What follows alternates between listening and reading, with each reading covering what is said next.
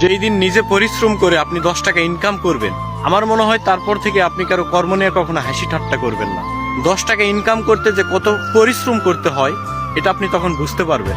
আর এটা যখনই আপনি বুঝতে পারবেন তখন থেকে আপনি আর কারো কর্ম নিয়ে কখনো হাসি ঠাট্টা করবেন না। আসলে ভাই একটা কথা কি জানেন, কর্ম যেটাই হোক, মানুষকে সম্মান করতে শিখুন, মানুষকে শ্রদ্ধা করুন।